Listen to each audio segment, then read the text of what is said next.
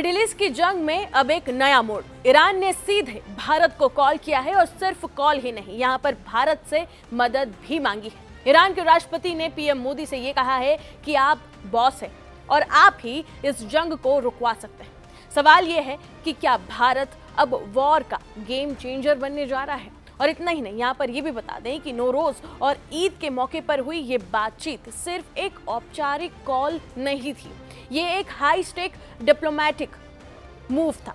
यहाँ पर बता दें कि प्रधानमंत्री नरेंद्र मोदी और ईरान के राष्ट्रपति पेजेश्कियन के बीच हुई इस बातचीत में ईरान ने साफ साफ अपनी शर्तें रख दी हैं कि कैसे ये जो जंग है वो रुकेगी। और सबसे बड़ा संदेश क्या था?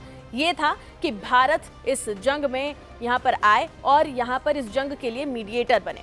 लेकिन इस बीच ईरान ने 3 बड़ी शर्तें भी रखी है। पहली शर्त यह है कि तुरंत हमला बंद करे यूएस और इजराइल। जब तक यूनाइटेड स्टेट्स और इजराइल हमले नहीं रोकेंगे तब तक कोई भी बातचीत ईरान से नहीं हो पाएगी।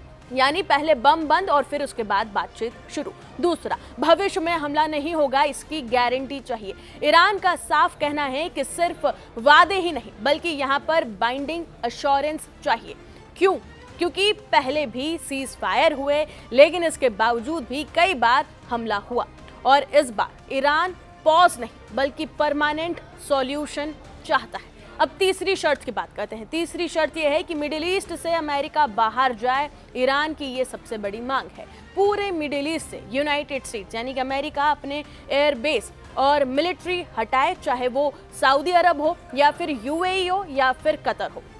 ईरान ये साफ चाहता है कि रीजनल सिक्योरिटी बिना वेस्ट के बने। अब ट्रंप के जो दावे हैं और ईरान का जो जवाब है, अब आप उसे समझिए। ट्रंप के जो दावे सामने आ रहे हैं वो ये है कि ट्रंप ये कह रहे हैं कि हम वॉर खत्म करने की कोशिश कर रहे हैं, लेकिन ईरान ने सीधा सीधा यहाँ पर ये जवाब दिया है कि हम न्यूक्लियर वेपन बना नहीं रहे थे। असली अस्थिरता अमेरिका और इजराइल यहाँ पर फैला रहे हैं। अब इस पूरे युद्ध में भारत क्यों बना है सबसे अहम प्लेयर? कैसे यहीं से कहानी बदलती है? ईरान ने भारत को ही क्यों चुना, उस पर अब बात कर लेते हैं। दरअसल इस पूरे घटनाक्रम के पीछे 3 बड़े कारण हैं। पहला, भारत पूरी स्थिति को लेकर न्यूट्रल है। दूसरा, दोनों ब्लॉक से बात कर सकता है भारत। तीसरा, ब्रिक्स में मजबूत पोजीशन है भारत की और इसलिए ही ईरान का सीधा संदेश है कि India can be the bridge.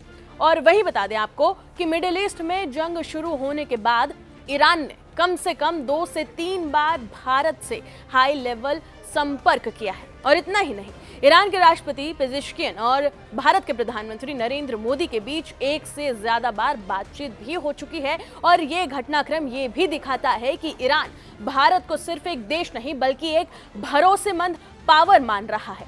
अब भारत का स्टैंड क्या है इस पूरे मामले पर, अब आप उसे भी जान लीजिए। भारत ने बहुत स्मार्ट पॉलिसी यहाँ पर अपनाई है। ये है कि किसी का साइड नहीं और यहाँ पर 3 महत्वपूर्ण चीजें भी है। पहला, डी एस्केलेशन यानी कि तनाव का कम होना, डायलॉग होना यानी कि बातचीत हो और ऑयल सप्लाई चालू रहे, क्योंकि भारत की एनर्जी सिक्योरिटी सीधे जुड़ी है स्ट्रेट ऑफ हॉर्मुज से। अब सबसे अहम सवाल, क्या सच में जंग खत्म हो सकती है? तो बता दें कि सच ये है कि बहुत मुश्किल है, क्योंकि इसके पीछे अमेरिका के 5 बड़े टारगेट हैं।